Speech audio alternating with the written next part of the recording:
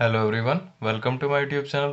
आज की वर्कशीट हमारी 27th, डेट है 29 दिसंबर 2020 और आज का टॉपिक है हमारा डेटा हैंडलिंग, जिसमें हम सिक्किम और दिल्ली रिलेशन, जो हमारा आर्ट इंटीग्रेटेड प्रोजेक्ट भी चल रहा है, उसके बारे में बात करेंगे, सिक्किम एंड दिल्ली का।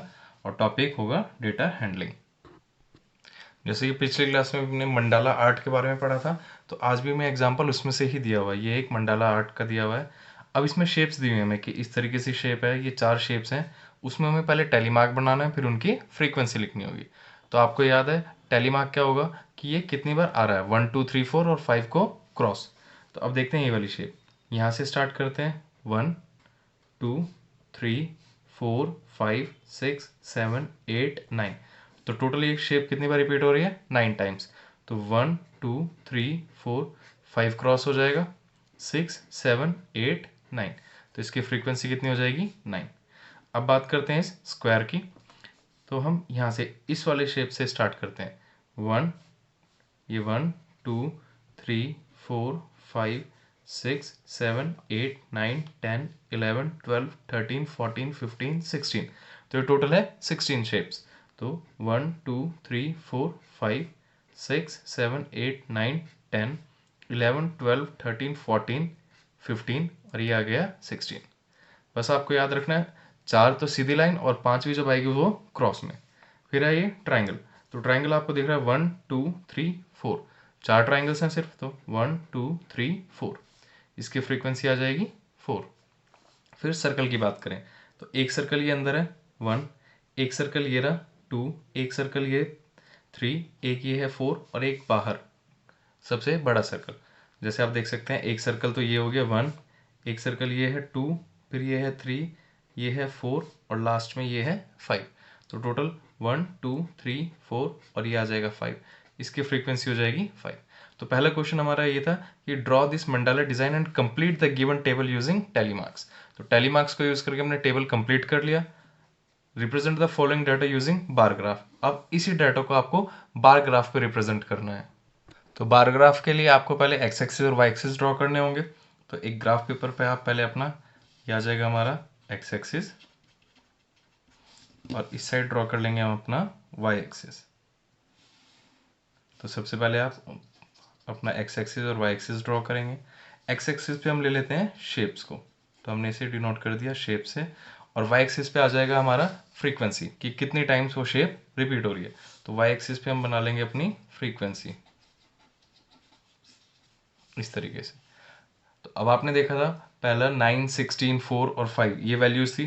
तो हम अपने टेबल को कहाँ से स्टार्ट कर सकते हैं, पहला 0 तो है, फिर तो हम इसमें 0 5 10 15 20 25 इस तरीके से ग्राफ डिनोट कर सकते हैं। पहली शेप थी हमारी एक आधा सर्कल इस तरीके से कटा हुआ सेमी सर्कल टाइप। तो उसमें फ्रीक्वेंसी थी हमारी 9। तो 9 कहाँ हो जाएगी, 10 से जस्ट नीचे। जब आप बार ग्राफ में देखेंगे तो बार ग्राफ अपने आप ग्राफ पेपर में जब आप देखेंगे तो वो 10 10 का अपने आप डिवीजन होता है। तो उसमें आप एग्जैक्ट बना सकते हैं। शीट पे थोड़ा प्रॉब्लम होगा बनाने में, लेकिन ग्राफ पे वो एग्जैक्टली बन जाएगा। तो इस तरीके से आप शेप बना के यहाँ पे शेप का, या तो इसके ग्राफ के अंदर ही आप शेप का डिज़ाइन बना सकते हैं, या इस साइड भी ऐसे शेप का डिज़ाइन बना सकते हैं कि ये शेप इस बार को डिनोट कर रही है। ऐसी नेक्स्ट से हमारी स्क्वायर, उसकी वैल्यू थी 16। तो इससे थोड़ा सा आगे सेम इक्वल इंटरवल होना चाहिए, जितने भी बार्स बनाएंगे सबके बीच में गैप सेम होना चाहिए। तो 16 है, 15 से जस्ट एक वैल्यू ऊपर। तो यहाँ पे आ जाएगा हमारा, ये आप स्क्वायर की शेप बना देंगे इधर। तो इस तरीके से आप अपना पूरा बार ग्राफ कंप्लीट कर लेंगे। अब नेक्स्ट क्वेश्चन में अगर आप ध्यान से देखें तो इसमें हमें एक पैराग्राफ दिया हुआ है। इस पैराग्राफ में से हमें वोवल्स के टैली मार्क्स और उनकी फ्रीक्वेंसी लिखनी होगी। तो हम स्टार्टिंग से काउंट करते हैं। सबसे पहले आपको वोवल्स भी दिए हैं ए ई आई ओ यू। तो पूरे पैराग्राफ में एस आई, तो यहाँ पे आई रिपीट हुआ और सिक्किम में 2 बार आई। तो आई के लिए कितना आ जाएगा, 2 टैली मार्क्स।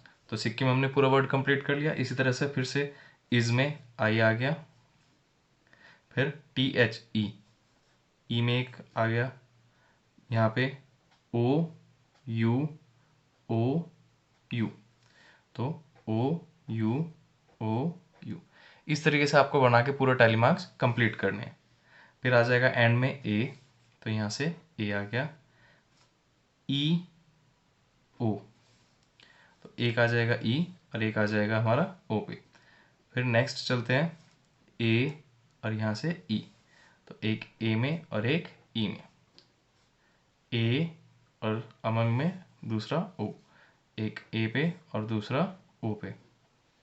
फिर यहाँ से ई आ जाएगा, तो एक ई में आ गया, आई आई ए, तो आई, अब 4 बार आई हो चुका, 5वें के लिए क्रॉस लगा देंगे और यहाँ से ए। ऐसे फिर एस टी ए, तो यहाँ से ए और ई, स्टेट में से ए और यहाँ से ई, फिर से ए आ गया, फिर ए आ गया, रिपीट हुआ, फिर ओ आया, तो यहाँ से ओ में एक 5th वाला आ गया, फिर ई, तो ये ई का आ गया। तो इस तरीके से ये हमारा टैली मार्क कंप्लीट हो जाएगा। आप इसे थोड़ा सा आराम से करना, क्योंकि एक आधा भी वर्ड गलत हुआ या छूट गया तो इसमें हमारी वैल्यू सारी चेंज हो जाएंगी। तो यहाँ आ जाए, जब ए का फ्रीक्वेंसी हम लिखेंगे 5, 10, 15, 20, 25, 30 और एक आ गया 31। ई की फ्रीक्वेंसी 5, 10, 15, 20, 25, 26 और ये 27। ऐसे ही आई की फ्रीक्वेंसी 5, 10, 15, 20, 25, 26, 27। फिर 5, 10, 15, ओ की फ्रीक्वेंसी आ गई 15। इसी तरह से यू की फ्रीक्वेंसी 5 और +1 6, तो ये आ जाएगा 6। तो पहले क्वेश्चन में हमसे यही कहा था कि इस पूरे ग्राफ को कंप्लीट करना है। फिर हमें निकालना है इसका फाइंड द डिफरेंस, हमें रेंज निकालनी है। तो रेंज का फॉर्मूला आपको पता है, जब भी किसी भी टेबल में, किसी भी ग्राफ में हमें रेंज निकालनी होगी तो हम क्या करेंगे, हाईएस्ट माइनस लोएस्ट वैल्यू, जितनी भी उसमें हाईएस्ट वैल्यू आएगी उसमें से उसकी लोएस्ट वैल्यू सब्ट्रैक्ट कर देंगे। तो हाईएस्ट वैल्यू यहाँ पे कितनी है हमारी 31, लोएस्ट वैल्यू कितनी है 6, तो 31 में से आप 6 सब्ट्रैक्ट करेंगे तो ये आ जाएगा 25। तो रेंज कितनी आ जाएगी हमारी इस डाटा की 25। फिर write the ratio frequency of vowel A and I, A और आई की फ्रीक्वेंसी रेशियो निकालनी है 31:27। तो फ्रीक्वेंसी क्या आ जाएगी हमारी, इस पार्ट का आंसर सेकंड का फ्रीक्वेंसी निकालनी है तो वो कितने आ जाएगी 31:27। तो इसे हम मेंशन कर सकते हैं इस साइड A:I, तो हम यहाँ लिख देते हैं A:I = 31:27। और ये 31 क्योंकि प्राइम नंबर है तो ये किसी से भी रिड्यूस नहीं होगा, 31 और 27 एज इट इज़, यही उसकी रेशियो रह जाएगी। अब नेक्स्ट क्वेश्चन में हमें बार ग्राफ्स दिए हुए हैं अलग अलग के लिए, दिल्ली और सिक्किम का कंपेयर करके, land area, height above sea level, maximum temperature, average temperature, below temperature, minimum temperature, इस तरीके से। तो जितना भी जो ब्लू से रिप्रेजेंट कर रहा है वो दिल्ली के लिए, और जितना रेड से रिप्रेजेंट कर रहा है वो सिक्किम के लिए। क्योंकि जो हमारा प्रिंट आउट था उसमें सारा ब्लैक एंड वाइट था, इसलिए आप यहाँ से देख के या अपनी वर्कशीट में से भी देख के अच्छी तरह समझ सकते हैं। तो सबसे पहला क्वेश्चन इसी ग्राफ से हमें जो दिया है वो था, give the answers of the following question. First है write the average temperature of Sikkim, Sikkim का एवरेज टेम्परेचर। तो एवरेज टेम्परेचर यहाँ पे इस वाले ग्राफ में रिप्रेजेंट कर रहा है इस बार्स में, और सिक्किम है रेड से, तो रेड का है यहाँ पे 18। तो जो हमारा फर्स्ट पार्ट है average temperature of Sikkim, average temperature of Sikkim, इसका आंसर कितना आ जाएगा 18। इसी तरह से second part, right the difference of land area in square kilometre. अब लैंड एरिया के डिफरेंस का लिखना है हमें स्क्वायर किलोमीटर में। दिल्ली का दिया है हमें 14.84, दिल्ली के लिए हमारा 14.84, और जो सिक्किम का एरिया दिया हुआ है वो है 70.96। इनका डिफरेंस मतलब इन दोनों को सब्ट्रैक्ट करके लिखना है हमें सिर्फ। सब्ट्रैक्ट करके जब आप लिखेंगे इसे तो 6 - 4 यहाँ पे आ जाएगा 2, 9 - 8 1, ये पॉइंट के नीचे एज इट इज पॉइंट आ जाएगा। फिर यहाँ से कैरी लेके 10 - 4 6, और यहाँ 6 - 1 5, तो 56.12 स्क्वायर किलोमीटर। यही हमसे पूछा था कि दिल्ली के लैंड एरिया और सिक्किम के लैंड एरिया का डिफरेंस क्या होगा, तो दोनों का डिफरेंस आ जाएगा 56.12 स्क्वायर किलोमीटर। वीडियो को लाइक करें, शेयर करें और चैनल को सब्सक्राइब करना ना भूलें। रेगुलर अपडेट्स के लिए आप बेल आइकन को भी प्रेस कर लें। Thank you.